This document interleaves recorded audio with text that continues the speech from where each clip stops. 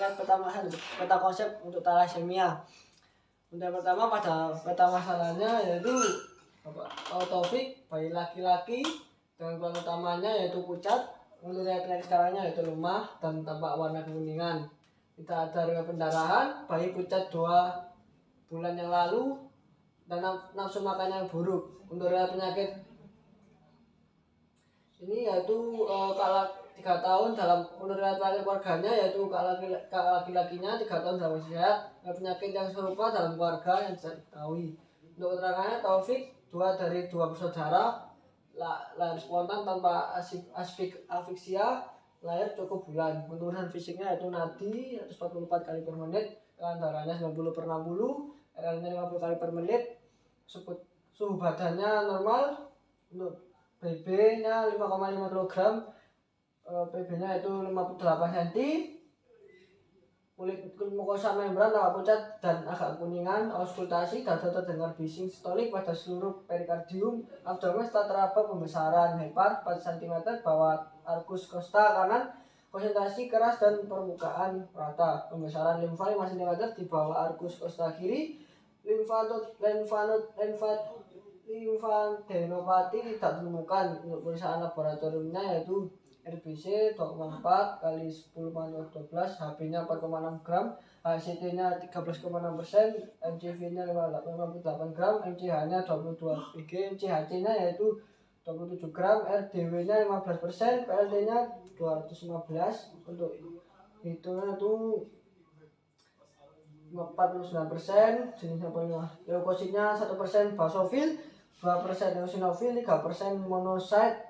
Total bilirubinnya itu 32 mg, bilirubin indirectnya 27 mg, untuk urinasinya dalam batas normal. Lanjut untuk peta masalahnya yaitu pada perkembangan fetus, proses erythropoiesis awalnya terjadi pada hati, kemudian dan pada usia pertengahan kehamilan mulai beralih ke susun tulang. Pada usia kehamilan 6-10 minggu ini mayoritas dari hemoglobin yang ada pada bayi yaitu HbF-nya, mayoritas dari rantai globin yang dibentuk adalah subunit globin alfa dan subunit globin fetal. Pada sekitar usia 30 mingguan jumlah pembentukan rantai globin fetal mulai menurun. Dan jumlah rantai globin beta meningkat sehingga jumlah HbF menurun dan HbA-nya meningkat. Setelah lahir jumlah pembentukan HbF dan HbF akan terus menurun dan HbA meningkat sehingga 65-98% dari Hb tubuh adalah HbA. Gen globin beta terletak di lengan pendek kromosom 11. Thalassemia beta terjadi oleh karena mutasi resesif dari 1 atau 2 rantai globin beta tunggal pada kromosom 11. Dalam keadaan normal, HbF atau fetal hemoglobinnya yang terdiri dari 2 rantai yaitu alfa dan 2 rantai Y-nya yang terdapat pada eritosit janin mulai dari minggu ke-6 kehamilan. Kemudian HbF-nya mulai digantikan oleh HbA atau adult hemoglobin yang terdiri dari 2 rantai alfa dan 2 rantai beta sejak sebelum kelahiran. Rantai Y-nya digantikan dengan rantai beta berkaitan dengan rantai beta alfa membentuk HbA. Reduksi dari rantai globin beta menyebabkan penurunan sintesis dari HbA serta meningkatnya rantai globin alfa bebas. Ini menyebabkan terbentuknya eritosit yang hipokromik dan mikrositik. Ketidakseimbangan sintesis rantai globin A dan beta mempengaruhi derajat thalassemia. Mekanisme pembentukan darah diawali dengan terjadinya pembentukan erythropoiesis. Erythropoiesis dimulai dari sel proerythroblast yaitu sel besar berkromatin longgar anak inti dan sitoplasma basofilik. Dilanjut dengan endoblast basofilik yaitu sel yang lebih kecil. Intinya padat sitoplasma atau basofilik bebas menghasilkan hemoglobin banyak. Sel ketiga adalah endoblast polikromatofilik yaitu fase di mana volume sel dan polisomnya berkurang dan sitoplasma mulai terdiri hemoglobin atau asidofil. Yang keempat yaitu adalah erythroblast orthokromatofilik atau normoblast yaitu sel yang sitoplasma seluruhnya asidofil dan ini memadat. Kemudian di sel ditolak keluar dan polisom masih ada sedikit yang disebut sebagai retikulosit. ada 3 faktor yang mempengaruhi eritropoiesis yaitu eritropoietin, kemampuan respon tulang dan integritas proses pematangan eritrosit. Jumlah eritrosit baru lahir berkisar antara 5 sampai 7,5 juta. Untuk mengkompensasi konsentrasi oksigen yang relatif rendah dalam uterus, neonatus mempunyai hidung eritrosit yang lebih tinggi dari orang dewasa. Usia eritrosit fetal 80-100 hari, lebih pendek dari orang dewasa kurang lebih 120 hari, dan jumlah sel darah merah mulai menurun sedikit setelah lahir. Setelah usia eritrosit 120 hari, eritrosit akan mengalami proses penghancuran atau destruksi. Tidak seimbang sintesis rantai global, rantai globin alfa dan beta mengurangi derajat thalassemia.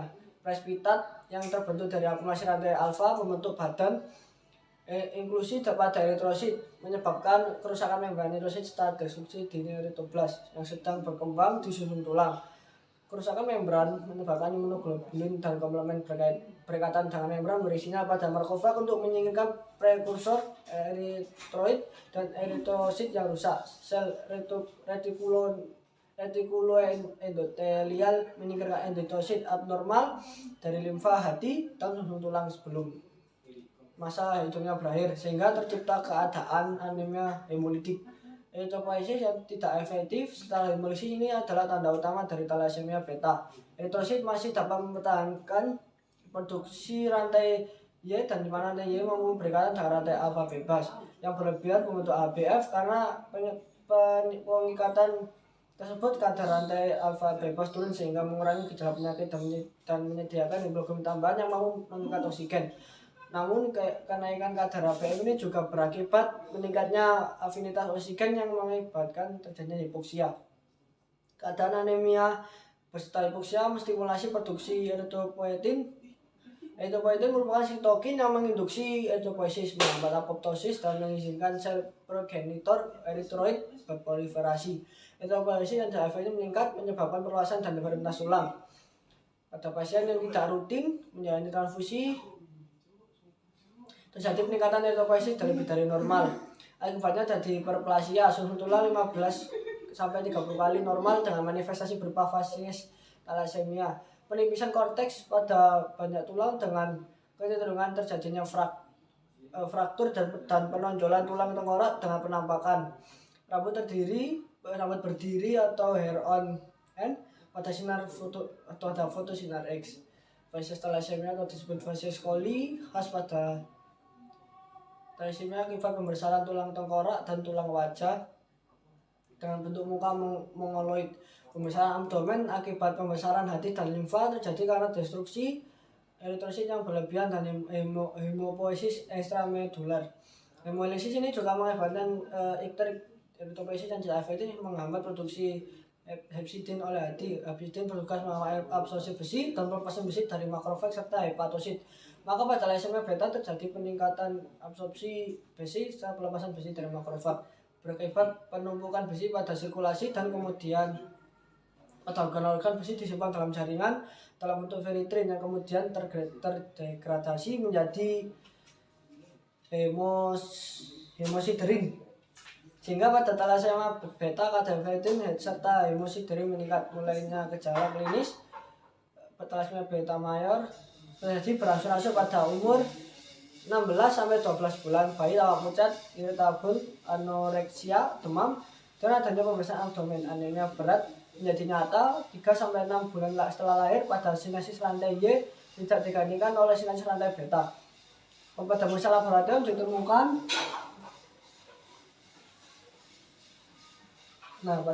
laboratorium ditemukan gambaran anemia hiperkomik berat dan mikrositosis. Karakteristik thalassemia mayor adalah berkurangnya kadar hemoglobin kurang dari 7 gram, yaitu saat hipoksia mulai terjadi.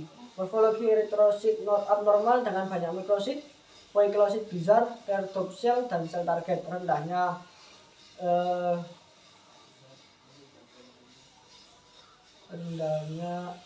kadar hemoglobin dapat menimbulkan gejala seperti pusing, lesu, lelah, dan tidak mampu untuk berolahraga. Gangguan tumbuh kembang umum terjadi pada pasien thalassemia mayor anak dan remaja disebabkan anemia kronik dan penumpukan besi akibat transfusi rutin. Lalu diagnosis bandingnya yaitu Didasarkan pada penyakit mendasari pada terjadi hemolisis. Dan Spanyol dapat dikelompokkan menjadi autoimun, hemolisis, dan induksi obat dapat diakibatkan bisa hewan, enzimopati, hemoglobinopati, infeksi, membranopati, penyakit sistemik, dan trauma. Untuk pertama aluminium, contohnya reaksi transfusi dan penyakit hemolisis pada fetus dan neonatus. Untuk autoimunnya yaitu anemia hemolitik autoimun atau AHAI. Dapat dibagi menjadi dua, yaitu AHAI hangat dan dingin. Lalu jika ada hemolisis terinduksi obat, contohnya anemia hemolitik yang disebabkan oleh obat mikroangiopati dan drug induced immune hemolytic anemia. 4. Bisa hewan. Hemolisis juga disebabkan oleh bisa hewan, misalnya gigitan ular atau laba-laba dan jenis tertentu. Enzimopati yaitu contohnya penyakit enzimopati yang bisa menyebabkan hemolisis adalah defisiensi glukosa 6-fosfat dehidrogenase dan defisiensi piruvat kinase. Untuk mekanismenya yaitu menyebabkan hemolisis oksidatif. Penyakit dapat diagnosis dengan mengukur kadar enzim yang terkait. Untuk hemoglobinopati yaitu penyakit yang bisa menyebabkan anemia hemolitik adalah thalassemia dan sickle cell disease. Yang ketujuh ada infeksi, yaitu infeksi yang menyebabkan hemolisis adalah malaria, trypanosoma, dan babesiosis. Lanjut untuk penata laksanaan dari thalassemia mayor ini, yaitu prinsipnya mengatasi kondisi anemia dan mencegah hemosiderosis, yaitu penumpukan FV pada organ. Transfusi PRC, paket red blood cell untuk memelihara HB lebih dari 10 dalam setiap 4-5 minggu. Ada iron cleating agent, yaitu obat deferoxamine dengan tujuan untuk menghindari terjadinya pengendapan FE pada organ. Terapi lain sesuai dengan komplikasi yang terjadi, ada bone marrow transplant, splenectomy atau prosedur pengangkatan limfa baik sebagian maupun seluruhnya. Untuk pencegahannya, untuk melakukan screening thalassemia untuk melalui pemeriksaan darah. Screening ini sebaiknya dilakukan pada usia remaja atau calon pengantin dengan tujuan mendeteksi apakah calon ayah atau ibunya ini memiliki gen pembawa sifat thalassemia atau tidak. Untuk melakukan lanjut untuk prognosisnya, yaitu ini pada thalassemia minor memiliki posisi yang sangat baik. Tetapi thalassemia mayor ini yaitu sangat gantung dari transfusi atau dari zat besi, ya, atau bisa disebut diet malam. Lanjut untuk BAP nya yaitu mengenal benefit, dokter berusaha maksimal mungkin untuk kesembuhan pasien mulai anamnesa, pemvis sampai pemeriksaan laborat. Untuk nama visinya yaitu memberikan pengobatan dan tepat sehingga melakukan pengobatannya lebih cepat dan tepat sesuai dengan kondisi pasien. Untuk yang autonominya menghargai segala keputusan pasien dan tidak lupa mengisi form konsel sebelum melakukan tindakan. Untuk justice-nya tidak menentangkan antara pasien thalassemia, dokter harus berlaku adil. Untuk PHOP-nya yaitu ada promotion, edukasi akan thalassemia terkait dengan penyakit ini atau contohnya kayak thalassemia ini penyakit genetik dan sebagainya. Untuk visi protesifnya itu DNA screening atau untuk mendeteksi tes belum nikah. Early diagnosis dan treatmentnya yaitu apabila pasien mengalami gejala anemia thalassemia, cek anemi atau cek iterit, cek KB dan sejenisnya. Untuk disability limitationnya yaitu dokter memberikan pengobatan berupa transfusi darah berkala. Untuk rehabilitasinya yaitu cek berkala. Terima kasih, sekian dari saya, kurang lebihnya mohon maaf. Wassalamualaikum warahmatullahi wabarakatuh. Om Santi Santi Om, salam nama budaya, salam kebajikan bagi kita semua.